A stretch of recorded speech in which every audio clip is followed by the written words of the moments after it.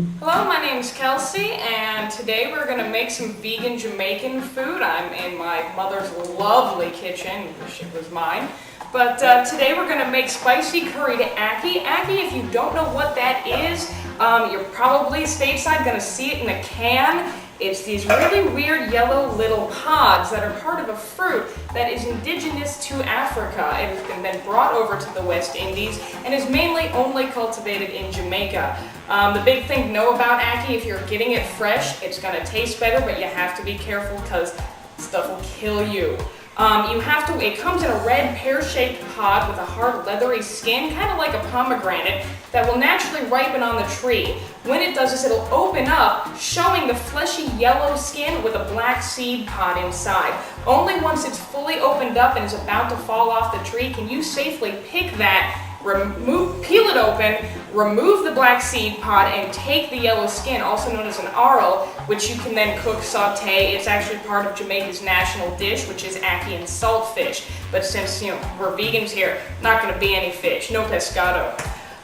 So we've got our ackee, and that will be spicily curried. And then with that, we are going to do unbuttered callaloo. We're going to be using earth balance instead. Jamaican cuisine can be very healthy, but it's still got that good basis of soul food, so you're going to see a lot of spice, a lot of heartiness, and definitely some, at least in this case, butter substitutes.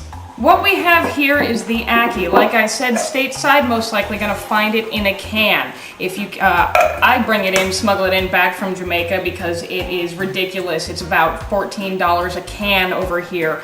So this is one can's worth, which is 19 fluid ounces.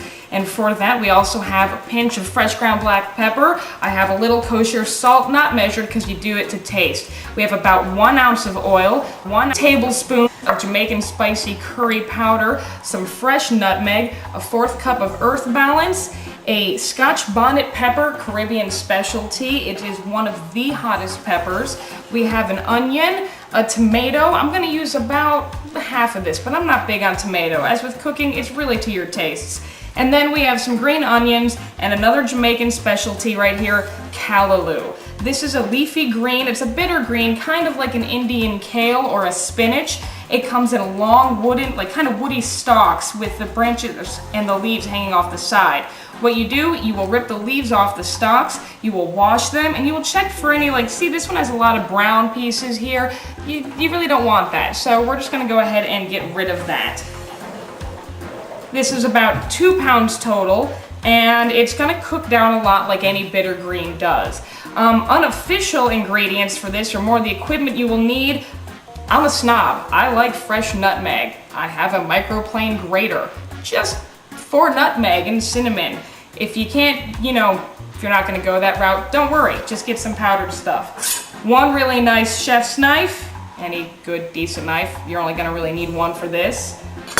A spatula for when you're sauteing. A red stripe for while you're cooking. And then the end-all be-all Jamaican condiment, hot pepper sauce. Pick a Pepper is the famous brand. You see that, they have tours of the factory, but you know what? And all the times I've been down there, I haven't seen one damn person use Pick a Pepper sauce. It's always Grace, which is like the cheap. This stuff cost, I think, 12 cents last time I was over there for a bottle this size. It's the best. Grace is like the craft of Jamaican foodstuffs, and I love it. Not a label whore, except in this case. All right, now the only other equipment that you're going to need is you're going to need a medium, good-sized pot of boiling water. I added a little pinch of salt and a little bit of nutmeg to help tame down the bitterness on the greens. And then you're going to want 2 wide but deep-walled sauteing pans. One of these is going to be for the ackee. I wanted a lot of space. I like to, stir things up real good, so I got one of the bigger pans that I have. This other smaller one will be for the callaloo, which we will be sauteing at the same time. Now, once you've prepped the callaloo and you've removed it from the stems, you've washed it, and you've let it dry off, you could do that putting it on some, reusable terry cloth towels or what have you. Put it on a chopping block, and you're just going to roughly chop it into more thin strips. And then once we've chopped it into all the thin strips, we're going to put it in the pot of boiling water until it has completely gotten tender and softened, much like you'd cook any type of, dark leafy green or cruciferous vegetable like the kale or spinach. One of the things that I love about Jamaican cuisine is it's down-home cooking. Things don't have to be the most beautiful. They don't have to be perfectly chopped, perfectly sized. All they have to do is taste damn good. Put that in there and press it down a little bit in some of the hot water as it is going to shrink up a lot. Now, Jamaican is a cuisine that's very excellent to adapt for the vegan lifestyle because, well, Rastafarians, to eat ital is pretty much vegan, only they also shun salt, which is just not something I'm strong enough to do yet. We are going to go ahead and prep about half of this tomato. Just going to coarsely chop it. I've already, washed all of this. Now, I used to absolutely abhor tomato, but it's not so bad when it's cooked in things. But still, if you wanted to add more, the recipe calls for it, but, I'm just going to go ahead and ignore that for my own personal pleasure. Messy, messy. That's going to go in the pan that you have set aside for the ackee, and hopefully not all on Dave's foot. Keep that shit off my foot. Now you're going to use either 1 onion or 3 green onions. I actually think the taste is so different on both, and I love the flavors for both, that I'm just going to end up doing a mixture of the two, and I'm known to go a little heavy-handed on the green onion. You're just going to chop the onion into some rough, small pieces.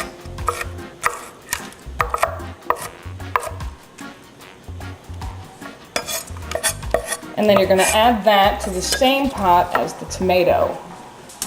I'm going to go ahead and put that on a medium heat, and I'm going to add the oil.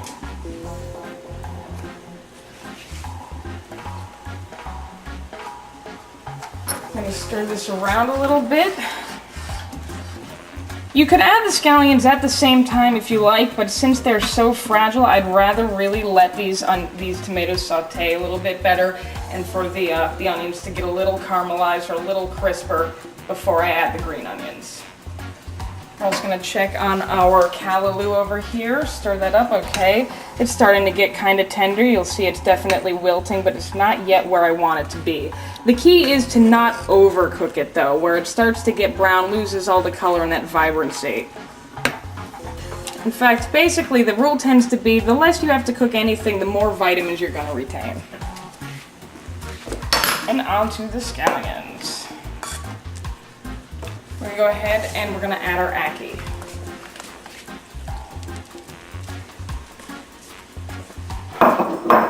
Then we're going to add our curry powder.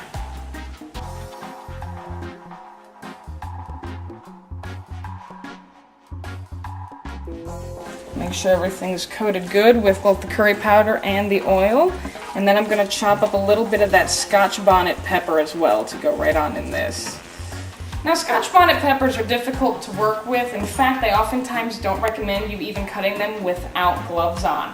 Whenever you use something like this, or even any hot pepper, habanero, Anaheim, anything. Anaheim's not that bad, but Scotch bonnets and the habaneros, I believe they're right up on a scale on the 1 to 10 as like an 11. If you touch this with your hands and then later touch your face, you will be sorry. Your eyes will burn, your nose will itch, and you're just going to feel like you're on fire. It's highly unpleasant. Now, we are not going to even use a full one of these. We are probably going to use that much for this, since the curry itself is already spiced.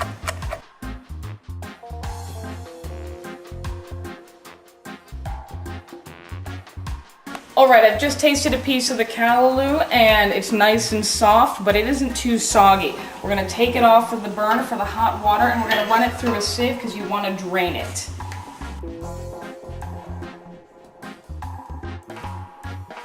And we're going to let this drain out a little bit while we're going to add the butter into our empty skillet right now. Butter's been, or not real butter, we're using the purely vegetable earth balance there, if I can throw them a bone. And we are going to put that on the burner until it melts completely and starts to sizzle. As you can see, the ackee is cooking away over there, sizzling nicely. I'm just going to stir that up. If you overcook ackee, it will get soggy. I mean, The flavor of ackee is, it's interesting. A lot of people refer to it as kind of like a naturally occurring tofu. It's got a soft, spongy kind of texture and no real discernible flavor of its own, and it tends to just kind of taste like whatever you're cooking it with. So it's an excellent meat alternative for a lot of the vegetarians or vegans. Our fake butter is now sizzling, so we're going to go ahead and add the callaloo. Still very hard to touch.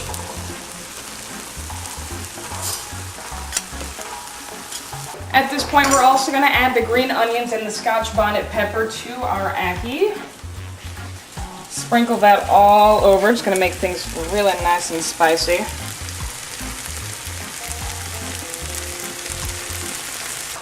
Going to stir that all up so we incorporate things, and as you see, it's starting to look kind of like scrambled eggs. And actually, ackee and saltfish, like I've mentioned, the national dish of Jamaica, is typically a breakfast food.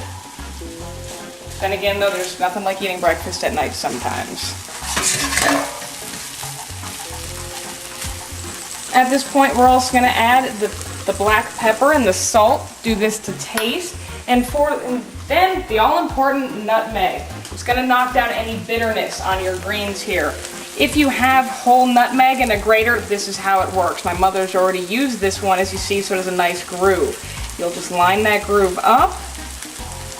You go back along it just a few times because you don't want the flavor of the nutmeg to overpower. You just want it to tame the bitterness of the green.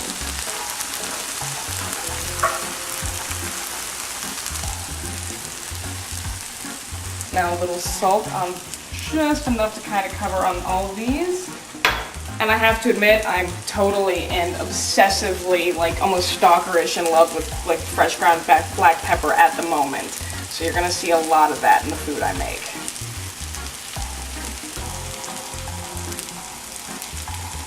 We're also going to be having this with some brown rice tonight. And there we go. It was fast, easy, cheap, vegan, spicy, international, and just damn delicious. That's really all there is to it. It's a lot easier than people imagine. All you gotta do is try it.